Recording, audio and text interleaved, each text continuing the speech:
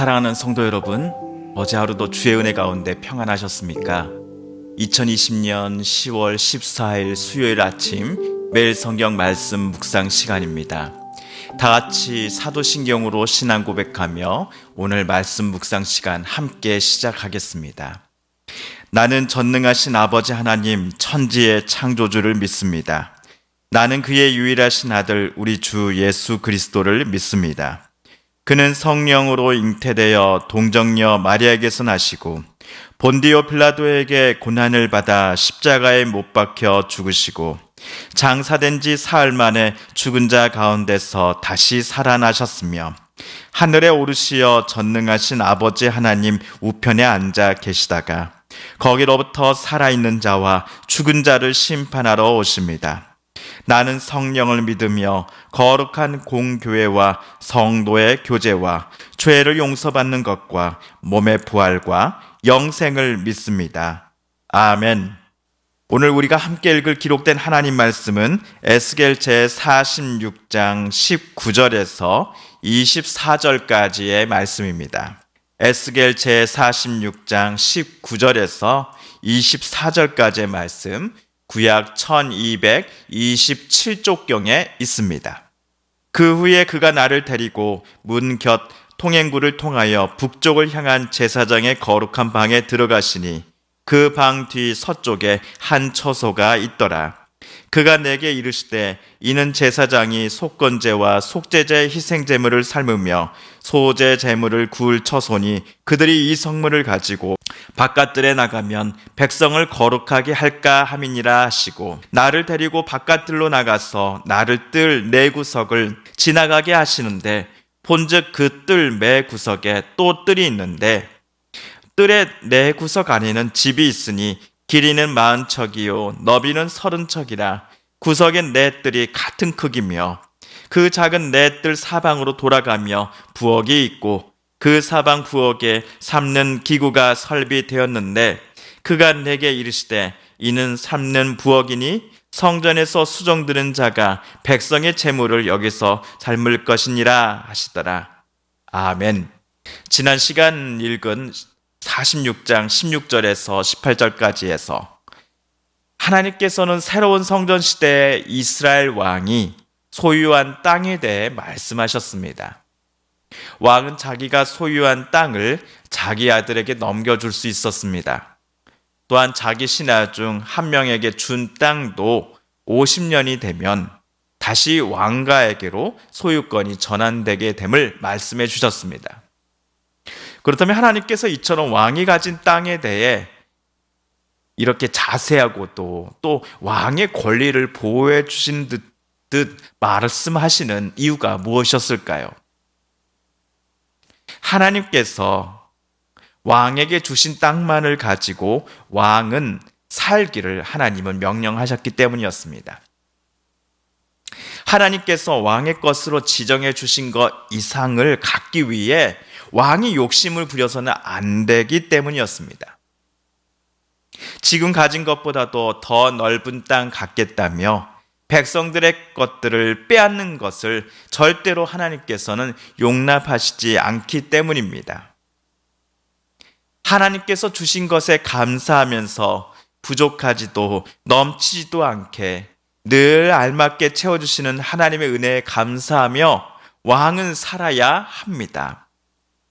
오늘 우리에게 늘 일용할 것들로 채워주시는 하나님의 뜻대로 자기의 것들을 나누며 또한 섬기며 남을 높이는 하나님의 자녀들로 우리들이 또한 살아갈 것을 이 아침 우리도 다짐해 보고 싶습니다. 한편 지난 42장에서부터 에스겔은 하나님의 영에 의해 안내를 받으며 새롭게 세워질 성전 곳곳을 환상 중에서 탐방하고 있는 중입니다. 오늘은 탐방의 그 마지막 시간으로서 성전 안에 만들어진 부엌들을 에스겔은 보게 될 것입니다. 먼저 19절입니다. 제가 19절을 다시 읽겠습니다. 그 후에 그가 나를 데리고 문 곁 통행구를 통하여 북쪽을 향한 제사장의 거룩한 방에 들어가시니 그 방 뒤 서쪽에 한 처소가 있더라. 오늘 하나님의 천사는 성전 안뜰에 있는 에스겔을 성전 중문 곁에 있는 통로를 따라 북쪽으로 이동시키더니 성전 북쪽에 있는 제사장들의 거룩한 방으로 데리고 갔습니다. 이때 에스겔의 눈에 거룩한 방들의 뒤쪽 서쪽 이쪽에 빈터 하나가 에스겔의 눈에 들어왔습니다. 하나님의 천사는 그 빈터의 용도에 대해 20절에서 이렇게 설명하고 있지요. 그가 내게 이르시되 이는 제사장이 속건제와 속죄제 희생제물을 삶으며 소제 제물을 구울 처소니 그들이 이 성물을 가지고 바깥들에 나가면 백성을 거룩하게 할까 함이니라 하시고, 에스겔이 하나님의 천사에 의해 인도함을 받은 후에 보게 된 빈터는 제사장들이 사는 집 뒤편에 마련된 곳이었습니다. 이 빈터에서 제사장들은 속건제물과 속죄제물을 삶고 곡식 제물을 굽습니다. 즉 성전 안에 부엌인 셈입니다. 제사장 사택 건물의 부속 건물이라 할 수 있는 이 부엌에서 속건제와 속죄죄를 위해 바쳐진 제물들을 삶고 구운 후에 어떻게 한 것일까요? 이것들은 성전에서 근무하는 이들, 즉 사독 가문의 제사장들이 먹게 됩니다. 우리가 앞에서 읽은 42장 13절, 14절에서도 이곳 부엌에서 삶아진 고기나 볶아진 곡식은 제사장의 방으로 옮겨진 후에 제사장들이 먹을 수 있다라고 쓰여져 있습니다. 모세오경 중 레위기를 보시면요, 제사장들은 속건제와 속죄제를 위해 바쳐진 제물들을 굽고 또 삶아서 먹을 수 있다라고 적혀져 있습니다. 레위기에 나온 제사 율법에 따르면 제사장은 속건 제물을 잡은 뒤에 피를 제단 사방에 뿌리고 제물의 기름 부위는 모두 하나님께 올려 바치고 나머지 고기는 지정된 거룩한 장소에서 먹게 돼 있습니다. 또한 소제물로 드려진 곡식은 냄비나 철판에 구워진 후에 제사장들이 공평하게 나눠 먹었지요. 자, 지정된 거룩한 장소가 새로운 성전 시대에는 오늘 제사장용 부엌이었던 것입니다. 자, 참고로 구약시대에 5대 제사가 있습니다. 5대 제사로 번제, 소제, 화목제, 속죄제, 속건제입니다. 다시 한번요. 번제, 소제, 화목제, 속죄제, 속건제. 이 중 속건제는 하나님의 성물이나 남의 물건에 입힌 잘못 또는 손실을 용서받기 위해 드리는 제사입니다. 반면 속죄제는 이 죄라는 단어가 들어있는 것에서 우리가 알 수 있듯이 죄를 용서받기 위해 하나님 앞에 올려드리는 제사입니다. 부지 중에 금령을 어겼다든지 나병에서 회복되었다든지 도덕적으로나 의식적으로 부정해서 정결함을 얻기 위하여 드려지는 제사가 속죄제였습니다. 또한 제사장의 위임식 때도 속죄제가 드려졌습니다. 현재 에스겔이 보고 있는 방, 즉 제사장용 부엌은 제사 예식을 모두 마친 제사장들이 레위기 율법에 따라 하나님께 바쳐진 제물의 일부를 조리하여 먹는 식당인 셈이었습니다. 제사장들은 오직 여기서만 식사를 할 수 있지 다른 곳에서의 식사는 하나님께서 허락하지 않으셨습니다. 예를 들어 속건제나 속죄제, 이것들을 위해 바쳐진 제물들을 제사장들이 혹이라도 이 부엌 밖으로 가지고 나간다거나 다른 장소에서 삶거나 구워서는 절대로 안 되었던 것이지요. 한편 21절 이하를 보시면요. 하나님의 천사는 에스겔에게 성전 바깥들 구석에 각각 자리 잡은 총 4곳의 부엌을 데리고 가서는 보여주었습니다.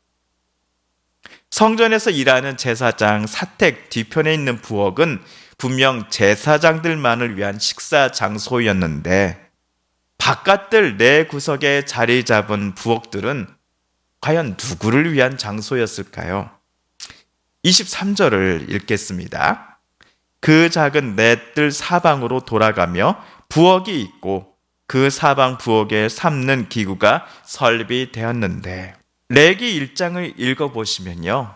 희생 제물을 준비하는 일과 관련해서 제사장이 하는 일은 제단 위에 불을 붙이고 나무를 벌려놓거나 씻겨지고 잘 절단되고 각진 제물들을 번제단 위에 올려놓는 일뿐이었습니다. 짐승을 도살하거나 가죽을 벗기거나 각을 뜨거나 고기에서 핏물을 제거하는 등 제사에 있어서 힘들고 어려운 일들은 제사를 드리러 나온 당사자들이 직접 담당해야만 했습니다. 물론 제물을 자기 집에서 성전까지 가져오는 일도 포함되어 있겠지요. 이처럼 백성들이 제물로 드릴 짐승들을 스스로 준비하기 위한 장소가 분명 필요했을 터인데 그것이 바로 성전 바깥들 사방에 위치한 4곳의 부엌이었던 것입니다. 또한 이 4곳의 부엌은 예배자들이 자기가 가져온 제물들을 제단에 올리기에 적절한 단계까지 준비하는 방일 뿐만 아니라 24절을 보시면요. 성전에서 수종드는 자가 백성이 가져온 제물을 삶는 곳이기도 합니다. 24절입니다. 그가 내게 이르시되 이는 삶는 부엌이니 성전에서 수종드는 자가 백성의 제물을 여기서 삶을 것이니라 하시더라. 성전에서 수종드는 사람이란 레위 가문 사람들을 가리킵니다. 바벨론에 의해서 예루살렘이 멸망당하기 직전까지는 이들 레위 가문 사람들도 사독 가문 사람들과 더불어 제사장직을 담당하였습니다. 하지만 이들 레위 가문 사람들 대부분이 제사장이면서도 우상 숭배에 빠져 하나님을 멀리 떠났습니다. 그리하여 하나님께서는 포로기 시대가 끝나고 새로운 성전 시대에는 레위 가문 사람들을 제사장직에서 철저히 배제시키십니다. 끝까지 하나님만을 진실되게 섬기고자 했던 사독 가문 제사장들만 이 제사장 직분을 계속 담당하게 하시고 이들을 옆에서 돕는 허드렛 일들만을 레위 가문 사람들에게 하나님은 맡기신 것입니다. 정리해보면 새로운 성전 시대의 레위 가문 사람들은 성전에서 봉사하는 것은 분명 맞지만 오직 성전 바깥들에 있는 작업들에서만 일을 할 뿐 아니면 성전 제사장 옆에 허드렛 일들을 도와줄 뿐 성전 안뜰로 들어가는 것은 하나님께 허락받지 못한 것입니다. 성전 안뜰에서 행해지는 모든 일들은 오직 사독 가문의 제사장들만이 담당할 것입니다. 이처럼 성전에서 만들어진 5곳의 부엌들 중 한 곳만이 제사장들이 사용할 곳이요 나머지 4곳은 레위인들을 위한 곳이었습니다. 제사장들용 부엌에서 취급하는 제물들을 레위인들이 사용하는 부엌으로 가져갈 수 없었습니다. 그 반대의 경우도 마찬가지였습니다. 레위인들이 제사장용 부엌에 들어가서는 제사용 제물들을 다듬거나 삶는 일들은 절대로 허락되지 않았습니다. 오늘 말씀을 읽을 때 제게는 마태복음에서 예수님께서 소개해 주신 등을 들고 신랑을 맞으러 나간 10처녀 이야기가 생각이 났습니다. 10명 중 5명은 램프를 밤새 밝힐 수 있는 기름을 충분히 가지고 신랑을 기다리고 있었습니다. 이에 반해 나머지 5은 오로지 램프만을 들고 밖에 나갔지요. 신랑은 한밤중에 왔습니다. 미련한 5 처녀는 자기네 등불이 꺼져 나가니 마을로 기름을 사러 들어갔습니다. 그 사이에 신랑은 기름을 충분히 준비해 놓은 5 처녀와 함께만 혼인잔치 집에 들어가고 혼인잔치 집의 문은 굳게 닫혀버렸습니다. 뒤늦게 기름을 사고 되돌아온 5 처녀들이 문을 두드려 보지만 문은 열리지 않았습니다. 대신 안에서 이런 소리만 들릴 뿐이었습니다. 내가 너희를 알지 못하노라. 그런즉 깨어 있으라. 너희는 그날과 그때를 알지 못하느니라.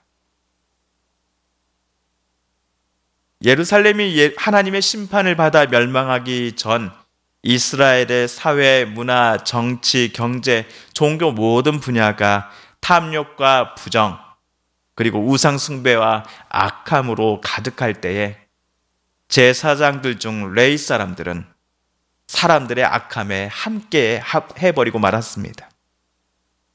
반면 제사장들 중 사독계 사람들만은 하나님 앞과 사람들 앞에 거룩함과 진실함, 신실함을 잊지 않으며 살아오기를 멈추지 않았습니다. 예수님께서 해주신 그 이야기의 목소리처럼 사독계열 제사장들은 죄악으로 점점 어두워지는 세상 속에서도 늘 깨어 있었던 것입니다. 바울도 에베소 교회로 보내는 편지에서 비슷한 말을 하였습니다. 너희가 전에는 어둠이더니 이제는 주 안에서 빛이라.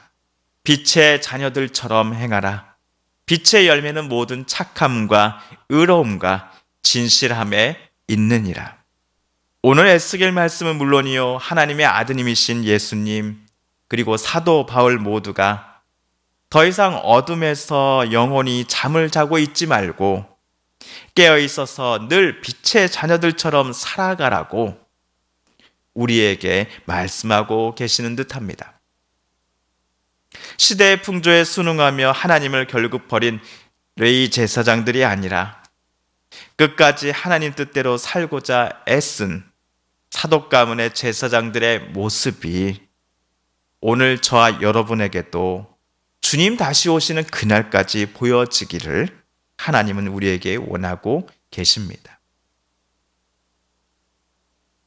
사랑하는 성도 여러분, 오늘 말씀 묵상을 통하여서 하나님께서 저와 여러분에게 주신 말씀, 또 도전과 응원의 말씀을 기억하며 이 시간 우리 함께 기도하기를 원합니다. 또한 우리 성도님들과 가족들 중에 하나님의 고쳐주심과 일으켜 세워주심을 놓고 간절히 기도하는 분들이 계십니다. 이 시간 그분들의 이름을 부르며 함께 기도드리길 원합니다.